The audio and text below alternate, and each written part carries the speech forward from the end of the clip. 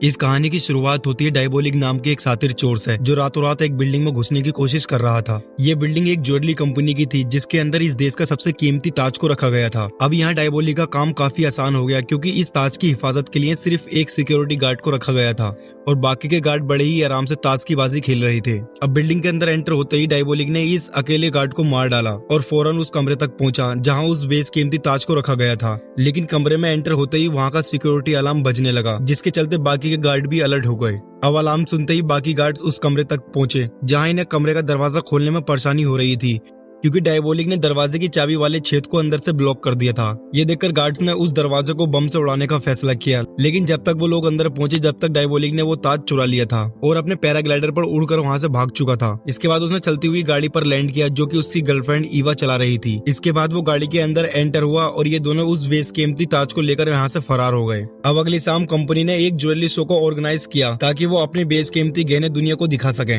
इन गहनों के प्रचार के लिए 5 सुपर मॉडल को हायर किया गया, जिन्होंने कंपनी के बेशकीमती गहने पहनकर एक शानदार परफॉर्म किया। ये गहने इतने खूबसूरत थे कि हॉल में बैठे हर एक इंसान के मन में इन्हें खरीदने की तमन्ना जाग उठी। डांस के दौरान हॉल के चारों तरफ ढेर सारे पुलिस वालों को तैनात किया गया ताकि डायबोलिक दोबारा से इन गहनों को चुरा न ले। लेकिन अभी ये डांस खत्म होता उससे पहले पूरे हॉल की लाइट अचानक से गायब हो गई। ये देखकर एक गार्ड ने उन सभी डांसर को एक सेफ कमरे में ले जाने का फैसला किया ताकि अंधेरे का फायदा उठाकर कोई इन गहनों को चुरा न ले। इसके बाद इन सभी को एक सेफ कमरे में ले जाया गया, जो कि असल में एक ट्रक का पिछला हिस्सा था। यहाँ इस ऑफिसर ने इन लड़कियों को ट्रक के अंदर डाला और इस ट्रक को चलाकर वहाँ से चला गया। अब ये खुलासा होता है कि असल में ये कोई ऑफिसर नहीं बल्कि वो शातिर चोर डायबोलिक था, जो पुलिस वाला का मास्क लगाकर बिल्डिंग के अंदर घुसा था। इसके बाद डायबोलिक ने इन लड़कियों से वो बेशकीमती गहने उतरवा लिए और उन्हें एक सुनसान सड़क पर अकेला छोड़कर वहां से चला गया। इसके बाद ये चारों लड़कियां पास के एक रेस्टोरेंट में गईं ताकि उन्हें वहां पर कोई मदद मिल सके।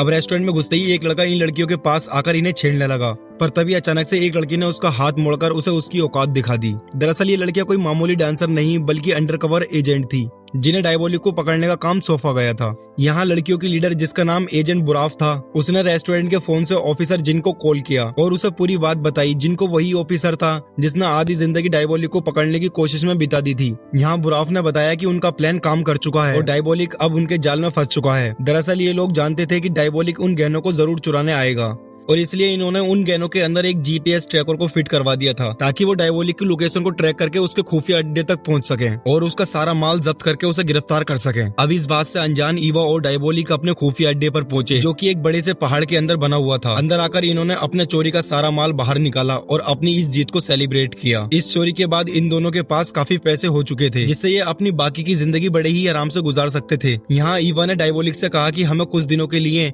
कहीं बाहर घूमने जाना चाहिए, लेकिन डायबोलिक ने इसके लिए मना कर दिया और ईवा को अपनी अगली चोरी का प्लान बताने लगा। इधर जिनको अपनी टीम के साथ डायबोलिक की तलाश में निकला और जीपीएस की लोकेशन को फॉलो करते हुए वो इस खुफिया अड्डे तक पहुंच गया। लेकिन सामने एक बड़ी सी चट्टान को देखकर ये सभी काफी कंफ्यूज हो गए, क्योंकि जीपीएस का सिग्नल तो चट्टान के अंदर से ही आ रहा था। जिनको ने उस चट्टान को बड़े ही ध्यान से देखा और अपने साथियों से उस पर डायनामाइट लगाने को कहा। इसके बाद धमाका हुआ तो एक इन्हें पतली सी सुरंग दिखाई दी, जो कि सीधा डायबोलिक के अड्डे पर जाती थी। इधर डायबोलिक और ईवा ने भी सीसीटीवी कैमरे में ये सारा नजारा देख लिया और अपना चोरी का सारा माल वहीं छोड़कर एक खुफिया रास्ते से भाग निकले। जब जिनको अपनी टीम को लेकर अंदर आया तो उसे डायबोलिक और ईवा कहीं नहीं मिले, लेकिन तभी उन्हें वो खुफिया रास्ता दिख गया और वो इन दोनों का पीछा करने लगे। अब भागते भागते ईवा का पैर कुछ पत्थरों के बीच में फंस गया, जिसके बाद उसने डायबोलिक से मदद मांगी, लेकिन जिनको को करीब आता देख डायबोलिक ने ईवा को वहीं छोड़ दिया और फौरन वहां से भाग निकला। अब डायबोलिक की इस धोखे से ईवा का दिल पूरी तरीके से टूट गया और उसने अकेले ही अपने पैर को बाहर निकालने की कोशिश की, लेकिन जब तक उसने खुद को आजाद किया तब तक जिनको उसके काफी करीब आ चुका था। अब ईवा के पास कोई और चारा नहीं था, इसलिए वो चट्टान के ऊपर गई और बहती हुई नदी में छलांग लगा दी और इस तरह से डायबोलिक और ईवा एक बार फिर से जिनको के हाथों से भाग निकले। इसके बाद जिनको की टीम ने डायबोलिक के खुफिया अड्डे की तलाशी ली, जहां उन्हें ढेर सारी बेशकीमती चीजें मिली, जैसे कि ढेर सारा सोना, करोड़ों रुपए की पेंटिंग, ज्वेलरी और भी बहुत कुछ। तभी जेनको को शहर के बाहर बनी एक पुरानी बिल्डिंग का नक्शा मिला, जो शायद से डायबोलिक और ईवा का दूसरा अड्डा था। इसके बाद जेनको फौरन उस नक्शे वाली जगह पर पहुंचा और अपनी टीम के साथ मिलकर उस पूरी बिल्डिंग की तलाशी ली। इसी दौरान एक ऑफिसर ने गलती से एक खुफिया दरवाजा खोल दिया, जो सीधा बिल्डिंग के बेसमेंट में जाता था। अब बेसमेंट में आकर उन्होंने देखा कि ये वही जगह थी जहाँ डायबोलिक अपने मिशन के लिए अलग अलग किस्म के मार्क्स बनाता था। यहाँ जेनको ने अपनी टीम से किसी भी चीज को हाथ लगाने से मना कर दिया, क्योंकि उसे पूरा यकीन था कि डायबोलिक अपने अगले मिशन के लिए यहाँ जरूर आएगा। अब अगले सीन में हम एल्टिया नाम की एक लेडी को देखते हैं जो कि लग्जमबर्ग शहर की रानी थी और ऑफिसर जिनको की गर्लफ्रेंड भी। इसके बाद वो जिनको से मिलने पहुंची, जहाँ बातों ही बातों में उसने अपनी शादी की बात छेड़ दी। इस पर जिनको ने कहा जब तक वो डायबोलिक को पकड़ नहीं लेता तब तक वो शादी नहीं कर सकता। अब एल्टिया भी इस बात को जानती थी कि डायबोलिक को पकड़ना जिनको का सबसे बड़ा मिशन है, इसलिए उसने जेनको का साथ दिया और शादी के लिए थोड़ा वेट करने का फैसला किया। इसके बाद उसने जेनको को अपनी पार्टी में इनवाइट किया, जहां वो अपना बेस कीमती नेकलेस पहनने वाली थी और इसलिए वो चाहती थी कि जेनको भी इस पार्टी में मौजूद रहे ताकि उसकी और उसके नेकलेस की हिफाजत कर सके। अब उस रात डायबोलिक अपने खुफिया अड्डे पर पहुंचा, जहां दीवार में एक माइक लगाकर उसने अंदर मौजूद पुलिस वालों की बातें सुनी। पुलिस वाले अपनी ड्यूटी को चेंज कर रहे थे और अब पहरा देने की बारी ऑफिसर रोलर की थी।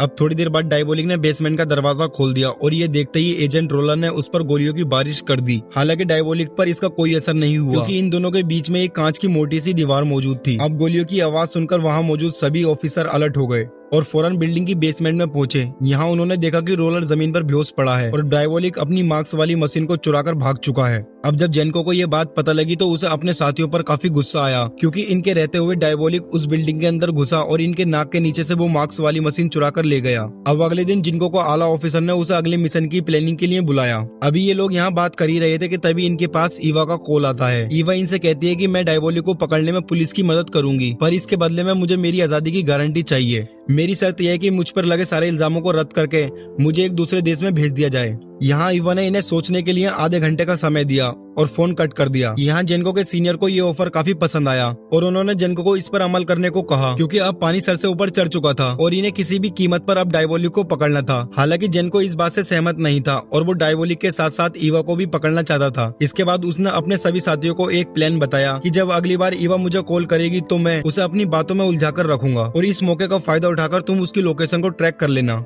और हम उस तक पहुंचकर उसे गिरफ्तार कर लेंगे। आधे घंटे बाद जब ईवा ने कॉल किया तो वो उसे अपनी बातों में उलझाने लगा और इस दौरान पुलिस की एक टीम ने ईवा की लोकेशन को ट्रैक करके इन्होंने देखा कि ईवा किसी खुफिया अड्डे से नहीं बल्कि सड़क किनारे बने एक फोन बूथ से कॉल कर रही थी। अब ईवा ने भी पुलिस को अपनी तरफ आता देख बड़ी सफाई से वहां मौजूद एक सुरंग से 9 तो 11 हो गई और इस तरह से जिनको का प्लान एक बार फिर से फेल हो गया। इधर दूसरी तरफ एलेना नाम की एक लेडी ऑफिसर डायबोलिक के अड्डे से मिले सामान की जांच कर रही थी और इस दौरान उसने ये नोटिस किया कि इन गहनों में से एक ब्रेसलेट कहीं गायब है। इसके बाद उसने जेनको को कॉल किया और इसकी जानकारी दी और जेनको फौरन समझ गया कि ये ब्रेसलेट जरूर ईवा ने पहना होगा और इसका मतलब ये था कि ये अब भी उसकी लोकेशन को ट्रैक कर सकते थे, क्योंकि ये वही गहने थे जिसमें उन्होंने जीपीएस डिवाइस को फिट किया था। यहाँ जेनको का अंदाजा बिल्कुल सही निकला और जीपीएस को यूज करके पुलिस वालों को ईवा की लोकेशन मिल गई। इसके बाद एजेंट रोलर फटाफट से उस लोकेशन पर पहुंचा और ईवा के सर पर बंदूक तान दी, क्योंकि रोलर अपनी गलतियों को सुधारना चाहता था, क्योंकि पिछली बार डायबोलिक ने इसे बेहोश करके वो मार्क्स वाली मशीन चुरा ली थी। लेकिन अभी वो कुछ करता उससे पहले ईवा ने उस पर हमला करके उसकी बंदूक छीन ली और पुलिस की गाड़ी चुराकर वहाँ से भाग गई। जब जेनको लोकेशन पर पहुंचा तो उसने रोलर को जमीन पर गिरा हुआ पाया और तो इस मनबुद्धि ने ईवा के हाथ से वो ब्रेसलेट भी निकाल लिया था। इसके बाद पुलिस डिपार्टमेंट ने रोलर को फील्ड मिशन पर जाने से मना कर दिया और अब उसे एजेंट एलेना के साथ मिलकर चोरी के माल की जांच करनी थी। इधर जेनको के आला ऑफिसर ने उसे ऑर्डर्स न मानने के लिए काफी डांट लगाई और उसे आखिरी वार्निंग दी कि अगर उसने ऑर्डर का उल्लंघन किया तो उसे इस केस से हटा दिया जाएगा। अब जेनको के पास कोई और चारा नहीं था, इसलिए उसने ईवा के साथ मिलकर डायबोलिक को पकड़ने का फैसला किया। इसके बाद उसने अखबार के जरिए ईवा के लिए एक सीक्रेट मैसेज भिजवाया, जिसे पढ़कर ईवा ने उसे कॉल किया और इन दोनों ने शाम को मिलने का प्लान बनाया। उस शाम ईवा ने जेनको को बताया कि डायबोलिक हर हाल में अपना चोरी का माल वापस लेना चाहता है, इसलिए हमें अंडरवर्ल्ड में ये खबर फैलानी होगी कि पुलिस चोरी का सारा माल किसी सेफ जगह पर शिफ्ट करने वाली है। जब डायबोलिक को इस बात की खबर मिलेगी तो वो अपना चोरी का माल वापस लेने जरूर आएगा और प्लान के मुताबिक हम एक बुलेट प्रूफ ट्रक को सिक्योरिटी के साथ बाहर निकालेंगे ताकि डायबोलिक को लगे कि लूट का सारा माल इस ट्रक में मौजूद है, जबकि असल माल तो एक खटारा सी दिखने वाली वैन में होगा, ताकि किसी को भी उस पर शक न हो। ईवा बताती है कि जब डायबोलिक उस ट्रक का पीछा करेगा तो हम उसे एक सुरंग के रास्ते से होकर गुजारेंगे और जब डायबोलिक उस सुरंग में आएगा तो हम उसे चारों तरफ से घेर लेंगे। अब जेनको को ये प्लान काफी पसंद आया और उसने अगले दिन से ही इस प्लान पर काम करना शुरू कर दिया। उसने एक अंडरकवर एजेंट की मदद से पूरे अंडरवर्ल्ड में ये बात फैला दी कि पुलिस चोरी का माल किसी सेफ जगह पर शिफ्ट करने वाली है। इसके बाद वो अपनी गर्लफ्रेंड एल्टिया से मिलने गया और उसे बताया कि वो उसकी पार्टी में शामिल नहीं हो पाएगा, क्योंकि उस दिन उसे डायबोलिक को पकड़ने जाना है। और रही बात उस नेकलेस की, तो उसकी सिक्योरिटी के लिए सबसे काबिल ऑफिसर को भेजूंगा।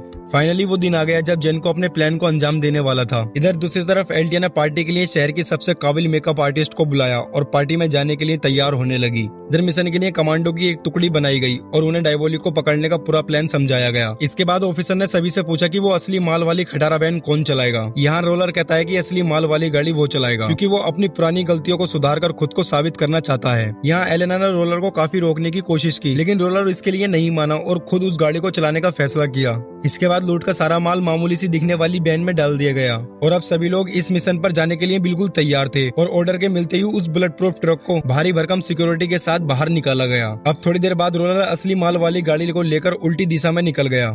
इधर जैसे ही पुलिस की गाड़ियां सुरंग के अंदर पहुंची तो किसी ने जानबूझकर एग्जिट को ब्लॉक कर दिया। तभी अचानक ये पूरी सुरंग धुएं से भर गई और इसी धुएं के बीच एक अनजान आदमी पुलिस की तरफ बढ़ने लगा। ये देखते ही पुलिस वालों ने अपनी बंदूक निकाल ली, लेकिन जब उन्होंने पास जाकर देखा तो ये कोई आदमी नहीं बल्कि एक मोम का पुतला था। इधर पार्टी में जब एल्टी अपना नेकलेस पहनने गई तो उसे वो कहीं नहीं मिला, जिसका ये मतलब था कि उसका वो बेस कीमती नेकलेस चोरी हो चुका है। इसके बाद हम रोलर को देखते हैं जो हाईवे से रास्ता बदलकर जंगल के एक सुनसान सड़क पर जाने लगा। थोड़ी देर बाद वो अपनी गाड़ी से बाहर आया जहां उसकी मुलाकात ईवा से हुई। अब ये खुलासा होता है कि ईवा ने एल्टिया की मेकअप आर्टिस्ट का भेष बदलकर वो बेस कीमती नेकलेस चुरा लिया था। इसके बाद रोलर ने भी अपना चेहरे से मास्क हटाया, जो कि असल में रोलर नहीं बल्कि वो शातिर चोर डायबोलिक था। अब हमें फ्लैशबैक में बताया जाता है कि ये सब डायबोलिक का ही प्लान था ताकि वो पुलिस वालों को बेवकूफ बना सके। उस दिन भागते वक्त उसने जानबूझकर ईवा को पीछे छोड़ दिया ताकि जेनको को ऐसा लगे कि उसने ईवा को धोखा दे दिया और वो उसकी कई बातों पर यकीन कर ले। इधर जब ईवा पानी में कूदी तो वो खुफिया रास्ते से होकर बच निकली। इसके बाद जब डायबोलिक का सामना रोलर से हुआ तो उसने रोलर को जान से मार डाला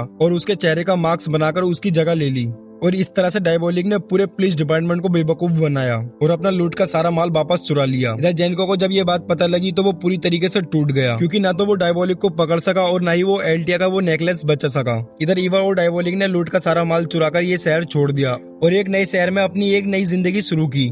और इसी के साथ ये शानदार मूवी यहीं पर खत्म होती है। अगर आपको वीडियो अच्छी लगी हो तो वीडियो को लाइक और चैनल को सब्सक्राइब जरूर कर देना। मिलते हैं अगली वीडियो में, तब तक के लिए बाय बाय।